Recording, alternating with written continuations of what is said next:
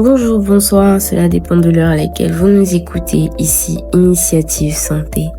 Alors, ce mois, comme nous l'avons dit dernièrement, nous avons entamé un mois spécial parlant des maladies métaboliques. Et aujourd'hui, nous avons décidé de vous parler de l'obésité et de l'hypercholestérolémie. Lorsqu'on parle d'obésité et du cholestérol, on imagine souvent deux sujets distincts. Pourtant, dans le langage du corps, ces deux réalités ne sont jamais séparées. Elles avancent ensemble, se nourrissent l'une de l'autre et racontent une histoire métabolique qui commence bien avant les symptômes physiques.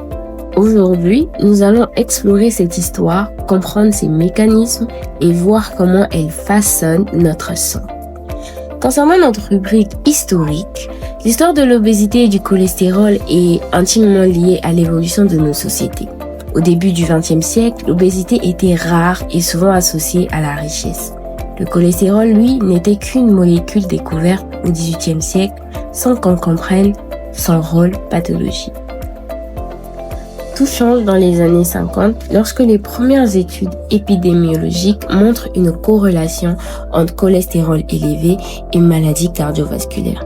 À la même époque, l'industrialisation alimentaire transforme profondément les habitudes. Plus de sucre, plus de graisse, moins d'activité physique.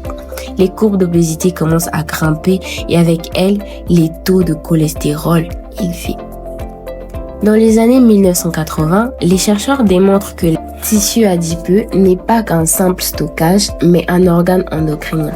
Puis dans les années 90, on comprend que l'obésité entraîne une résistance à l'insuline, qui elle-même augmente la production de cholestérol par le foie.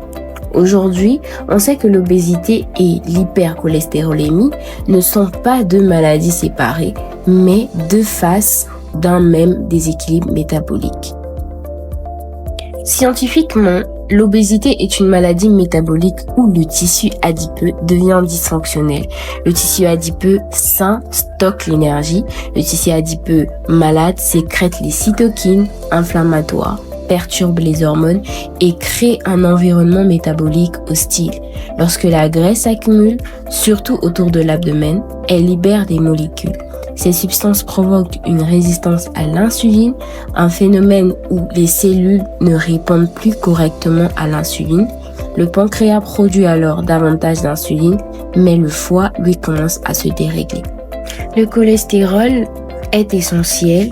Il construit les membranes cellulaires, favorise la production des hormones et participe à la digestion.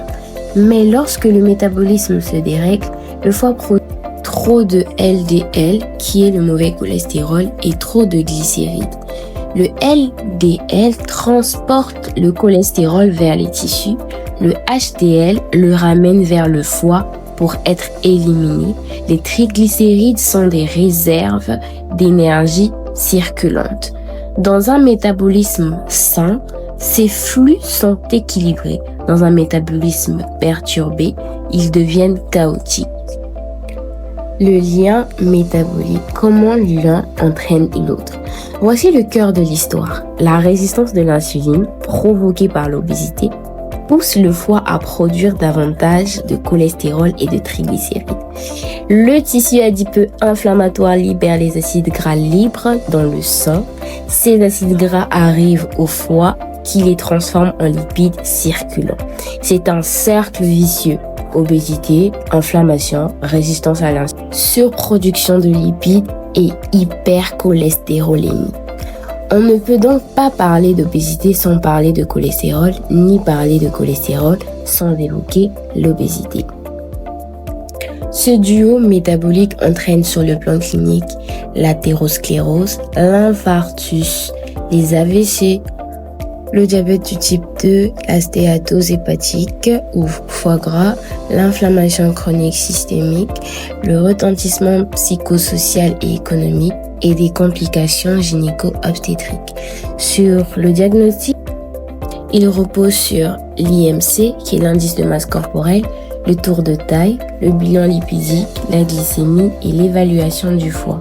Concernant la prise en charge, elle doit être alimentaire, anti-inflammatoire, l'activité physique régulière, la réduction du sucre rapide, l'amélioration du sommeil, la gestion du stress et les médicaments si nécessaire. On ne traite pas l'obésité ou le cholestérol séparément, on traite le métabolisme dans son ensemble. En conclusion, l'obésité et l'hypercholestérolémie ne sont pas deux conditions isolées. Ce sont deux chapitres d'une même histoire, celle du métabolisme humain. Les comprendre ensemble, c'est mieux comprendre son corps, mieux prévenir les complications et mieux accompagner ceux qui vivent avec ces réalités. Et rappelez-vous que les petits changements peuvent faire une grande différence et que votre poids ne définit pas votre santé. Mais prendre soin de votre santé, c'est essentiel.